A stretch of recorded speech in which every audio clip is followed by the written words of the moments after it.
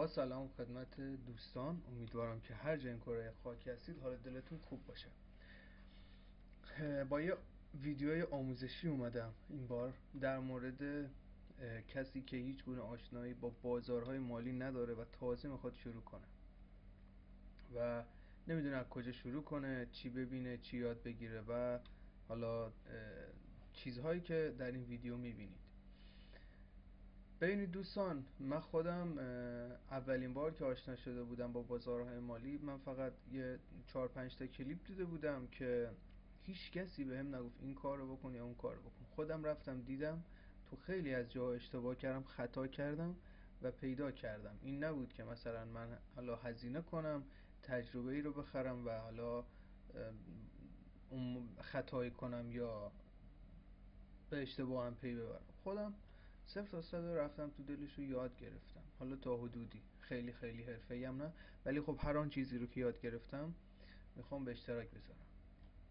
ببینید دوستان، برای کسی که هیچ گونه آشنایی با بازارهای مالی نداره و دوست داره یاد بگیره، مهمترین عاملش اینه که تو حالا هی آموزش ببینی، توی هر زمینه‌ایش آموزش ببینی، آموزش ببینی، آموزش ببینی. چون که تنها چیزی که به تو پیشرفت رو هدیه میده به نظر من آموزش دیدنه. من برای اون کسایی صحبت میکنم که هیچ گونه آشنایی ندارن. خب ببینید دوستان، منی که تازه میخوام شروع کنم، اول باید چند تا چیز یاد بگیرم. اول این که تو برای اینکه حالا ریالت رو خیلی پیش پا افتاد در این کارش اینه که تو حالا یه مبلغ پولی داری، خب دوست داری به تو این بازار سرمایه گذاری کنی، نه که ترید کنی، میخوای سرمایه گذاری کنی. اولین کاری که باید بگیری اینه که تو بری آموزش های ساخت اکانت توی صرافی ها رو یاد بگیری، آموزش ساخت اکانت در صرافی ها رو یاد بگیری و اونجا خرید کنی هر چیزی رو، حالا طلا، بیت کوین، هر رمز ارز دیگه رو، و توی مدتی نگه داری. حالا یه کسی به تو بگه برو اینو بخر، نگه دار، مثلا سال آینده با این سود میفروشی. یکی این موضوعه، و حالا یا اینکه خودت تحلیل میکنی و میری میخری و حالا 1 ماه 2 ماه بعد میفروشی و یه سودی میکنی. به این گونه معاملات بچه ها اسپات میگن. خب برای ساخت اکانتش هم اینه. من الان اکانت نوبیتکس و صرافی نوبیتکس رو انتخاب کردم. یه همچین فضایی داره که تو باید اول گزینه ثبت نام رو پیدا کنی.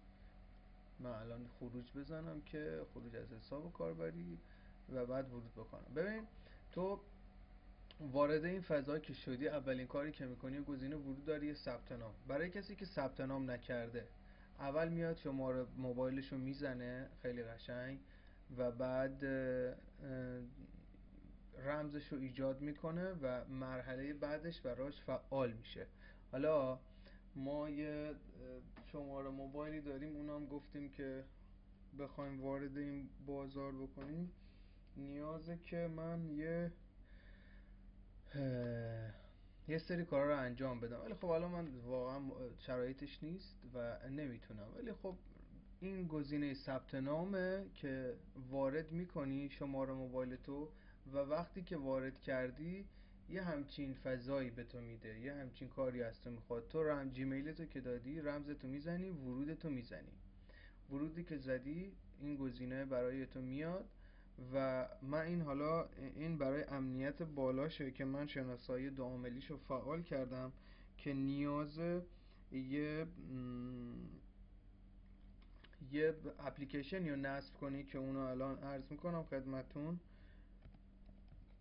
من الان وارد کردم و اینجوری وارد فضای نوبیتکس شدم. خب وارد فضای نوبیتکس شدم و همچین فضایی داره نوبیتکس. خب مثلا من الان نیازه که تو توی این سربرگاه و گزینه‌ها، اینجا گزینه واریز رو که انتخاب بکنی، اینجا براش به شماره کارت تو، مبلغ واریزی تو، یه سری میبینی بلو بانک، سپه، ملت، حالا هر شماره کارتی که میدی اون مبلغی که میخوای رو واریز میکنی، اون مبلغی که میخوای رو واریز میکنی و وارد کیف پولت میشه.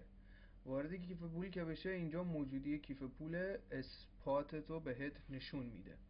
و بعد تو توی این مرحله میخوای به تو گفتن یه شخصی، حالا خودت تجربه و آشنایی با بازار نداری، یه شخصی به تو گفته برو مثلا بیت کوین بخر. برای خریدش چیکار میکنیم؟ میایم روی گزینه معامله میزنیم، یه همچی فضایی برای ما میاد و نسبت به اون موجودی که ما داریم، حالا چند تا حالت داره.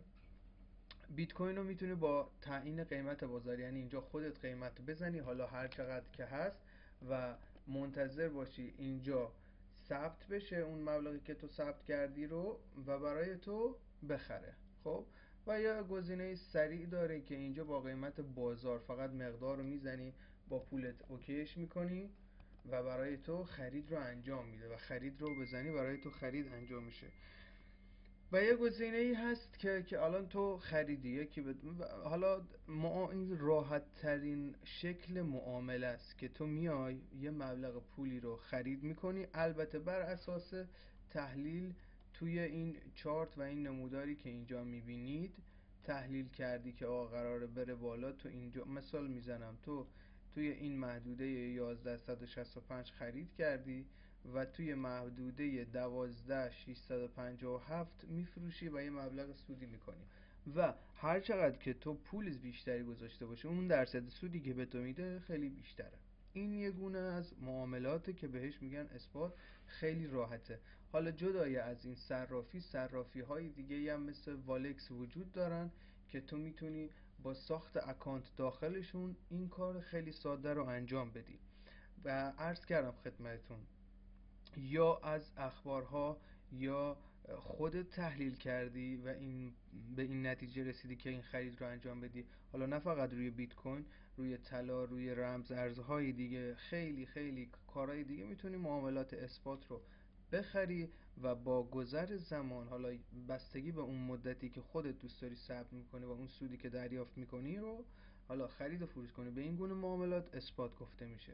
خیلی راحت این کار رو میتونی انجام بدی، مثل همون خرید طلای خودمونه. حالا تو میری طلا فروشی طلای فیزیکی میخری، حالا جدای از اینکه خریداری کردی میتونی ازش استفاده کنی، ولی رمز ارزها رو نه، فقط باید نگهداری کنی و بعد به اون قیمت و تارگتی که مد نظرت بود رسید بفروشی و حالا به یه دردی بزنی یا حالا خرجش کنی یه جوری و میتونی نگهداری. البته اگر تشخیص بدی که بازار همینجور روندش رو به بالاست و به تو سودی میده. این گونه معاملات رو معاملات اثبات بهشون گفته میشه. امیدوارم که به درد خورده باشه حالا این توضیحاتی که دادم. این فضای صرافی هاست. در ویدیوی بعدی سبک دیگه از معاملات رو به شما توضیح میدم. امیدوارم که به دردتون خورده باشه.